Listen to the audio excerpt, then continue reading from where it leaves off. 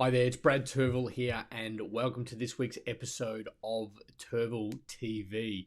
Today it's the 8th of July, and as usual, coming into you every Thursday at 12 p.m. Australian Eastern Daylight Savings Time, talking all things business, finance, and investing. And this week we're focusing on building personal wealth. It's something that's come up a lot in my practice with my clients over the course of the last week. We have just gone through 30 June, which in Australia is at the end of financial year. So there's a lot of discussions around finishing a financial year, starting a new financial year, reflecting on the year that's gone, planning and looking at the year ahead, looking at what you're going to do differently. And the specific space of wealth and building personal wealth has come up quite a bit. And I thought, what a great time to create some time and space to have a look at what actually is building personal wealth and some best practices and some distinctions and some insights that are out there. Because when we look at the average person out there, whether you work for someone, whether you run a business, we're all on a journey of generating income, but we're not by default on a journey of generating wealth. So income comes in, but as a lot of you know, it can just as easily go back out the door again. By the time you pay taxes, pay for things around the house, pay for the car, pay for shopping, pay for kids, pay for schools, pay for insurances, Netflix, you need a new TV, something broke down, the list goes on and on. Income comes in and it goes out the door again. But we're not by default building this wealth portfolio, which, I mean, once you get it to a certain size, just the maths of it say that the return on a growing and a big wealth portfolio can replace an income that at the moment you're working 35, 38, 40 hours a week to generate. So at the moment you're using your time and your personal skills and exertion to generate income. As you build wealth, that wealth can generate its own income, and we can then use that income to build more wealth, and the more wealth, the more income, and it just keeps compounding. And we're going to have a look at a little compounding interest, which is quite a basic little scenario on the power of compounding interest. So I'll go into a bit more detail when we look at that, but you'll see even just a small investment generating a return over time can compound and grow into something quite large just by being disciplined and sticking to it. It's not massive amounts of investment.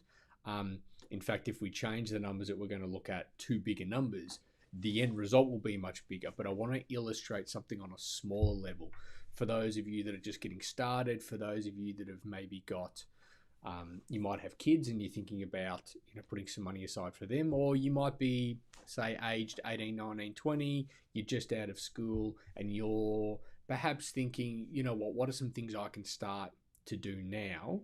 I want lots of play money and so on because I'm of that age where I want to play a bit, but I'm finding there's now a bit more of a trend, especially on social media, with younger generations, more conscious and more attuned to their personal financial situation and their personal wealth than I think in I'm Generation Y, and bumping is probably Generation X, probably more so than those generations were a bit more attuned to, which is quite interesting. But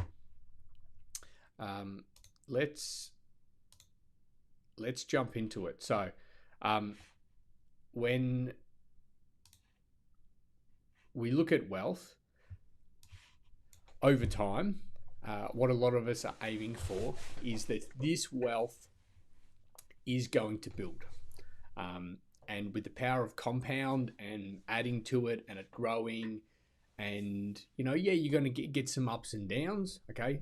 And that's just the journey of investing. You don't always knock it out of the park, but over time the average and the ups and downs should flatten out.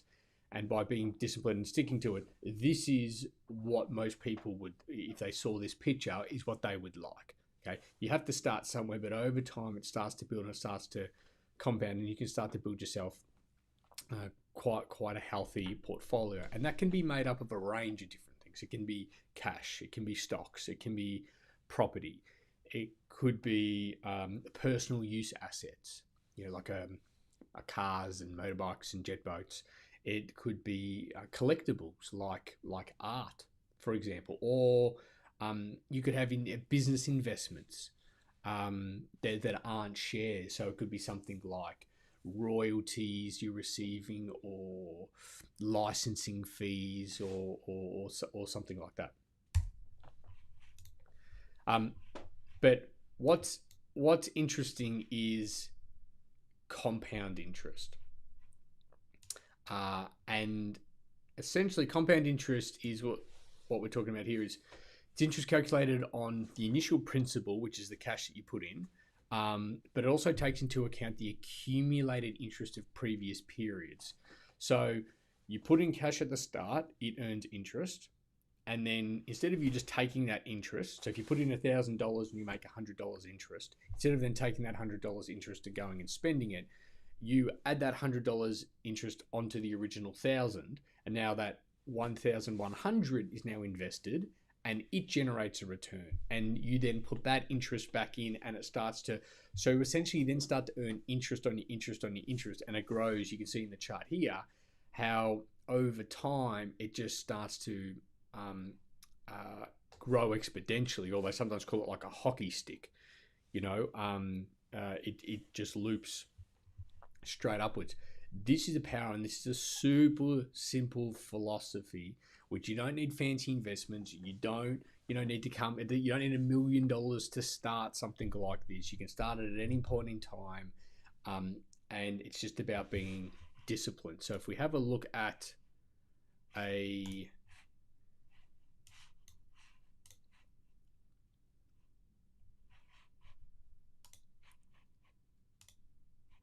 if we have a look at this little example here, okay, what I've done is I've put together some numbers for you, which I hope you can see all right. Now, what we have assumed is that you are investing $2,000 at the age of 18. So there's two examples. So I'll go through the first one. At the age of 18, you've invested $2,000, and every year it returns 9%. Okay, so whether it's just an interest-bearing account, or it's in shares, or it's in an ETF, or a range of different things, let's just assume that your return you're going to give is 9%.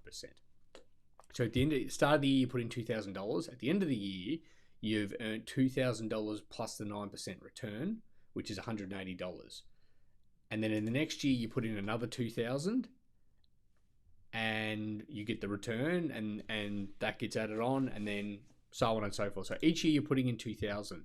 But in this example, I just want to show you the power of compound interest. Okay, cool. So between the age of 18 to 31, you put in $2,000 every year. That's it. Not every month, not every week, every year. Okay, between the age of 18 and 31. And any interest that you earn, you leave it in there to reinvest. But the point here I'm trying to drive home is between the age of 18 and 31, you just put $2,000 in per year. What you do after that is you don't put any more cash in, but you leave it in there to earn interest. You leave the interest, and now earns interest on the interest. So from now on, there's no more of your money put in. It's just earning interest, and that's being kept in there, and then the interest is being earned on the interest. So all we've put in between the age of 18 and 31 is $2,000 a year for 14 years. So all you've put in is 28 grand. But even by the time you're 31, the interest that you've earned and compounded has now grown from 56. You've only put 28 in, but with all the interest and compound, it's already at 56. What's even more interesting from here is to see what happens with the compounding over time. Time is your friend with compound interest. So if we scroll down, you'll see that by the time you get to age 65, okay, that compound interest has turned it into $1,062,000. So when you stopped putting cash in, it was worth 56. You've put nothing else in, and it's just earned interest and compounded from the age of 31 to 65. It's now worth $1 million. Okay, if you earned a higher interest rate and if you kept putting money in, it's going to be worth more. But the point here is the only amount of money that you put in here is $28,000. Okay, in cash, and it's now worth $1 million. Why? Because the power of compound interest. Let me show you another example. Okay, in this example, you don't start investing till the age of 37, right? So this example, you start at 18, you put $2,000 in a year up until you're 31, and then from then onwards, you let it compound, you don't put any more money in. In example 2, in this column, you start at 37 and you put $2,000 in a year the whole way through. Okay, which is a lot more cash that you've got to put in. So you don't just put cash in for 14 years, you put it from the whole way from 37 to 65. You put $2,000 in per year. Look at the difference. Okay, even though you're putting $2,000 in a year trying to play catch up, you only end up with 270 grand versus 1.062 million. That is an enormous difference. So even if I show you one more example here, what if in this, the first one you stop at 31, this one you start at 37? What if we brought it back and we go, well, you know what, this one you stop at 31, example 2, let's pretend you start at 31. I'm just going to put these numbers in here for you, make sure they're all correct, and then I'll rerun the numbers just so you can see what would that extra 6 years, what would the difference be? Look at that. It's about 200 grand difference, and it was only going from age 37 back to age 31. So it's only 6 years, but it's added 200 grand. But you might be thinking, but hang on, 6 years, but I'm only putting $2,000 in per year. 6 times 2 is 12. I'm only putting 12. Why is it worth 200? Because it's now got more time to compound. And the longer the time, as you get towards the tail end, it compounds enormously. Watch this. If we change this from $2,000 a year to $5,000 per year, look at those numbers. Okay, enormous. What if we went the other way? What if we went from just $1,000 per year? Look at this is the power of compound interest. So if you're thinking, yeah, but I'm a little bit older, then you will need to put in more money, okay? Because you don't have the power of time to compound. But if you're investing for your kids or you're younger, then start now, but you don't need to start big. Look at the power, okay? Just go on that $2,000 example. It can easily grow and compound over time for you.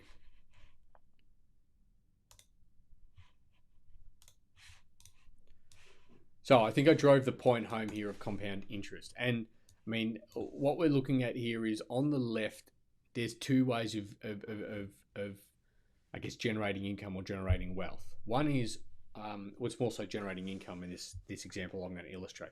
On the left, you've got a worker, and we're all working, and so they use their time, and in that time they have certain skills. It might be strength, it might be certain smarts, it might be in-depth knowledge of a certain area, and you're able to use those skills, and someone's going to pay you for your time. The compromise, though, is you lose your time. You lose 40 hours a week, or you lose 8 hours a day, which in a 24-hour day is a third of your day. You know, 8 hours sleeping, 8 hours at work. You've then got 8 hours, hopefully, for yourself or your family. On the right, though, we've got, in this example, this house, and someone's going to rent this house, and they're going to pay you to rent it. Or instead of a house, let's pretend it's a company that you've invested in on the stock exchange, and that company is building and wanting to grow. So the value of your investment has gone from, you know, here up to here. But they like to distribute surplus funds every year as a dividend, and so that's a return that you get. And so they're giving you a return. And looking at our compound interest example, you've got a a couple of things you can do. The first one is with the dividend, you can take it and spend it on whatever you want, or you can reinvest it and say, well, we've paid a dividend. I'd like to use that income to buy more shares. And now you've got more shares. That means you get bigger dividends, and you take that bigger dividend. I mean, you can buy more shares, which means you've now got even more shares that pay even a bigger dividend. See how that plays into the compounding interest example that I just gave. It's the same concept, okay? And so over time, and the way things work in Australia is we've got a forced savings scheme here called superannuation, where your employer has to contribute a certain amount every year to a special trust fund that we call superannuation, and it invests that, and you can only access it when you're older, around age 60 plus. But there's no reason why you can't put more money into super, so there's more there, return to get, or outside of super, just build your own wealth portfolio that you can access whenever you want. And if you run the numbers and build a sizable portfolio, if you get it to, say, just to do some basic numbers, we're not taking into account inflation and things like that. If you have a $2 million portfolio and it returns 9% per year in dividends or interest or a mix of things, 9% of $2 million is $180,000 per year. Now, a lot of people would say, I'd love to get a job where it pays me $180,000 per year. Or you might run your own business and pay yourself $180,000 per year, but you've got to run the business. Or if you're working, you've got to go to work 40 hours per week. Not only do you have to go, but there's an opportunity cost of being there versus being at home.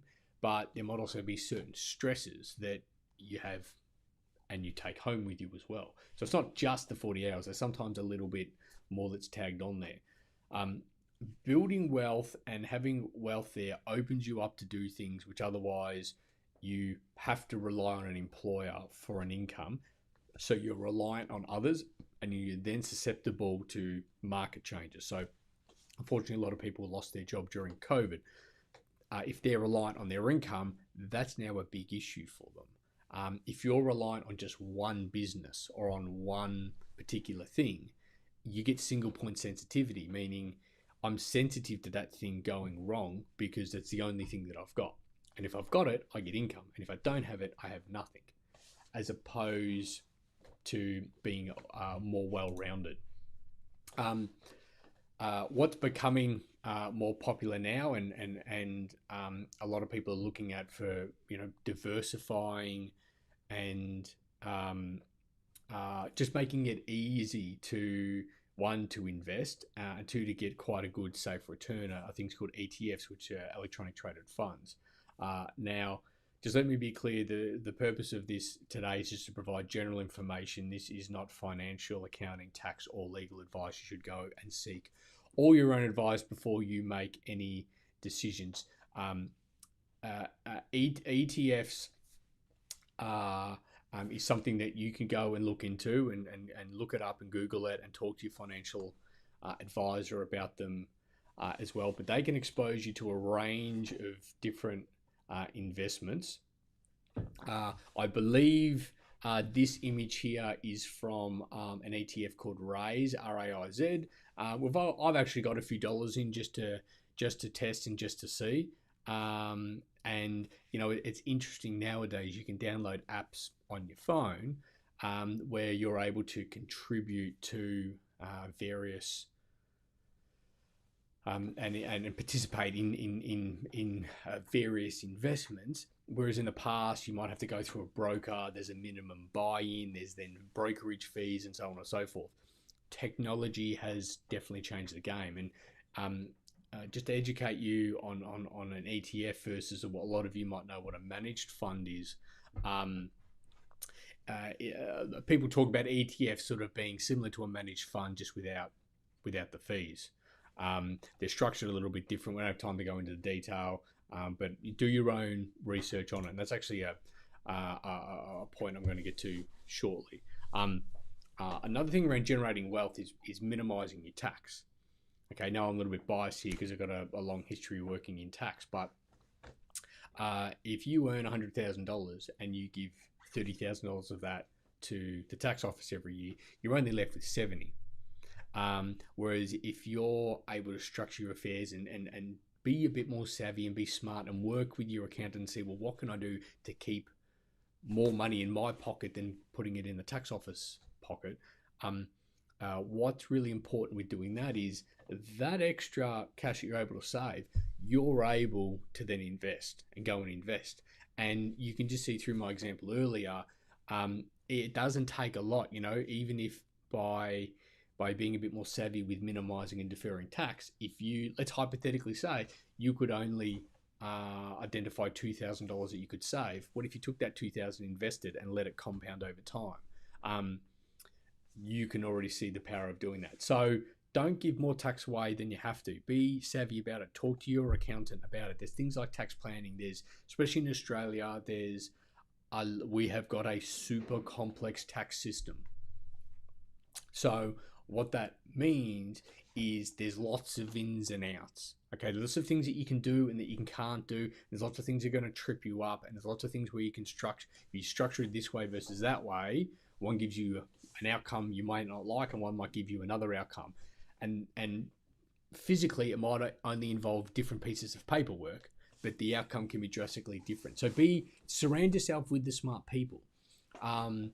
Work with your financial advisor and say, this is what I want to grow to, and they'll talk about similar things that I'm talking about today, but they can then be more specific and say, you should put your money in this much into this product or this ETF or this share or this superannuation fund. I can't provide that type of advice, one, because this is just general in nature, but number two, I'm not a financial advisor. My job today is just to point things out and create some awareness, because I know, working with a lot of clients, everyone's got an accountant, but not everyone has a financial advisor, or they don't have someone that helps them build wealth. And this is what I want to drive home. Okay, there's no get rich schemes, and I've seen lots of people succumb to things like this over the years. There's no 7 proven ways. I've heard someone say before, I can't recall who, but I'm not going to take the credit for this. If you know who this is, they get the credit for this saying. They talk about don't get rich quick, get rich for sure. Okay, meaning don't try and find some silver bullet and some charlatan that's out there saying they can, make these magical drastic things happen really quick or overnight. Follow a proven process and look at that compound interest example I gave you. Almost anyone could follow something like that and see the power of compound. Okay, but a lot of people are trying to not wait that period up to age 65. They want it to happen tomorrow. Rarely does, when I say rarely, I mean, I don't know if I've ever seen that actually pay off. Okay, and if it has, then so be it. But the risk of it going pear-shaped is astronomical. Okay, I've seen lots of people lose money. In Australia, we're a bit crazy about property. Okay, if you're watching this and you're from Australia, you already know it. It's almost a bit cult-like here in Australia around buying property. But there's no set rule that says you have to buy your house, or once you accumulate a certain amount of wealth or cash surplus you've put aside, you have to go in and buy an investment property.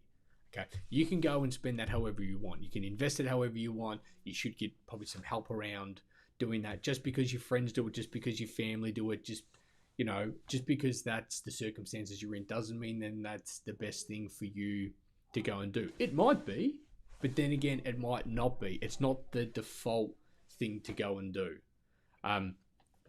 Something to point out here is I've got lots of clients that own property. But buying property is a big commitment, okay? Because it's a large outlay of cash, and you don't always have all of that cash available. You generally got to go to a bank and ask them to put some cash in. So they're going to give you a loan because you don't have the $500,000 or $1 million. You might have 10 or 20 or 30% of it, but someone else needs to put the differences. So that's the bank. So a couple of things. Now you're reliant on repaying the bank.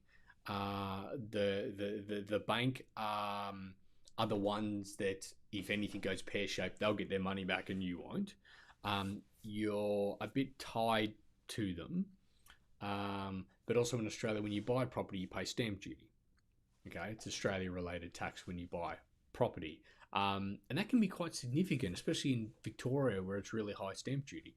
So basically, just to get into that investment, you've got to make this a large outlay of cash.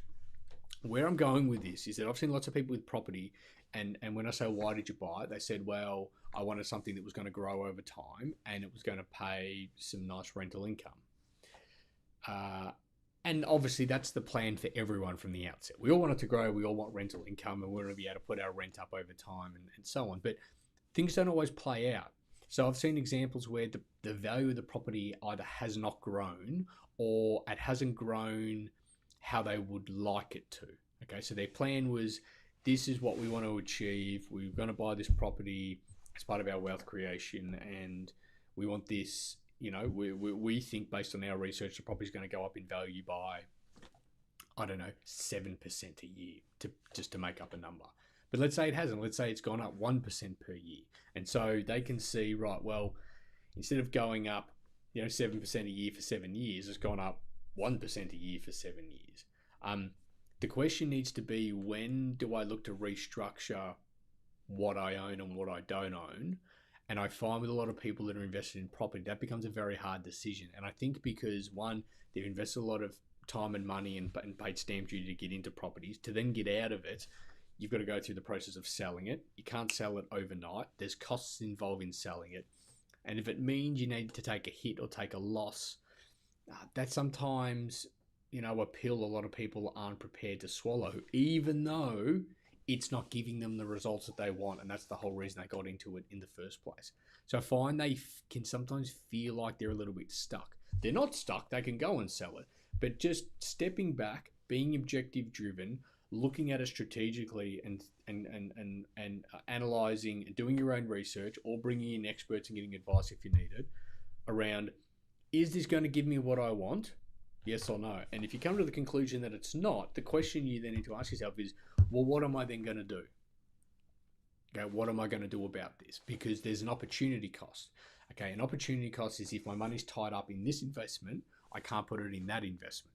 Okay, because it's all here. I can't just double it and put it over there. It's the opportunity cost is if I do this, I can't do that, or if I did that, I can't do this.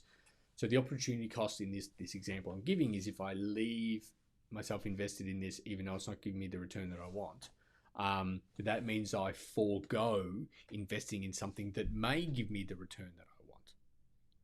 So that's the opportunity cost that you're wearing, even though I understand it might be a big decision, and yes, you should definitely get advice on this.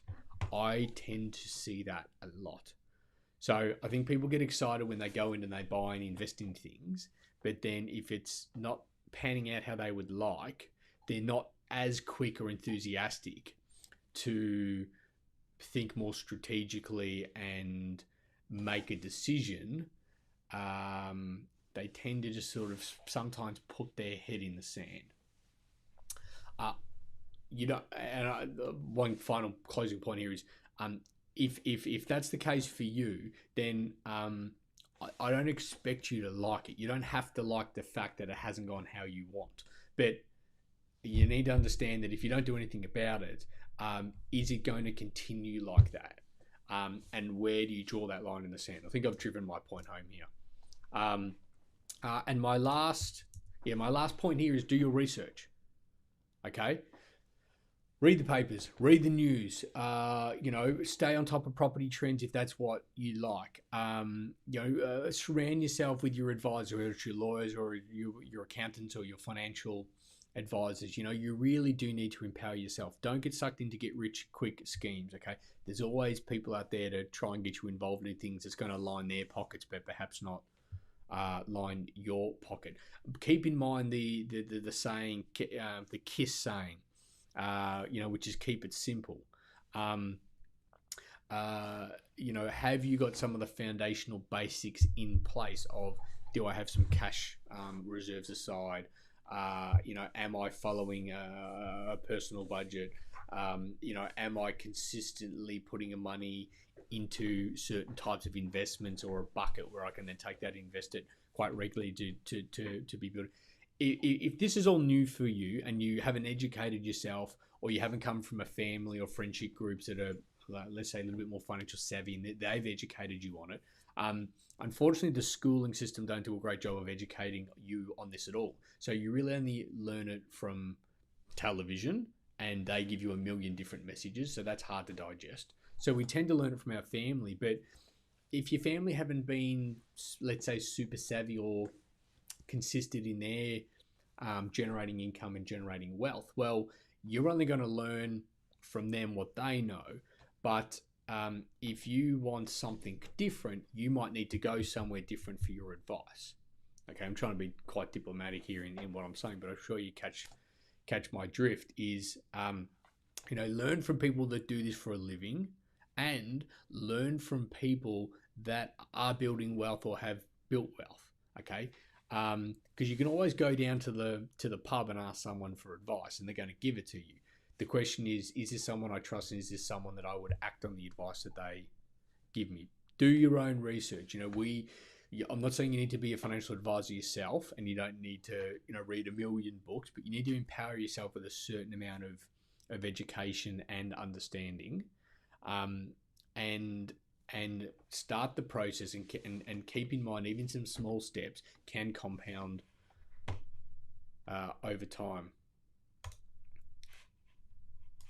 So I've gone over a few different ideas today around building personal wealth. We haven't gone into much detail. Again, I'm going to reiterate, this is not financial, legal, or accounting advice. You should go out there and seek advice from the experts. I wanted to point out some general information, some distinctions, some things that I see in practice, some things I see out there in the media. I guess something that I have working with a whole lot of private business owners and family business owners is I get to see the ins and outs of things that are going on, going well, going not so well, over a wide range of different people over, a good sort of 16, 17 years now working in the space. So I'm probably exposed to seeing things, but being able to have conversations around people's finances, which probably you are not that savvy to. Talking finances is still a little bit taboo. We're not super open in talking to with family and friends around what we're doing, or how much we're earning, or how much wealth we've got, or mistakes we've made, or things of that nature. And especially on social media, you tend to see all the upsides and the good things, but you don't see all the downsides and all the mistakes. So just take what you're seeing or hearing from other people. You might hear from a mate's investments they made where they did well. Yeah, but it's a bit like gambling, okay? People that gamble quite a bit like a punt, they'll talk a lot when they get a win. They don't talk that much when they get a loss, okay? But how many losses are there versus wins, okay? Keep that rationale in mind. Do your own research, surround yourself with some experts, and that would be my suggestion for a starting point. I've just given you a little bit of sort of insight. I hope you enjoyed the little example I gave around the compound of interest. That's just a quick compounding, very basic spreadsheet. Look, it doesn't take into account inflation and tax and things like that, but I just want to illustrate the point of putting in small amount and letting compound over time. That's why people like, someone like Warren Buffett, who's probably one of the most famous investors of our time, has done so well. That is pretty much his philosophy. He buys, holds, and sits on it and lets it build over time. Okay? So that is it for this week's episode of TurvilleTV. Make sure you loop back next Thursday, 12 p.m. Australian Eastern Daylight Saving Time, where we'll be going live again talking business, financing, and investing. I'm Brad Turville, and I'll see you then.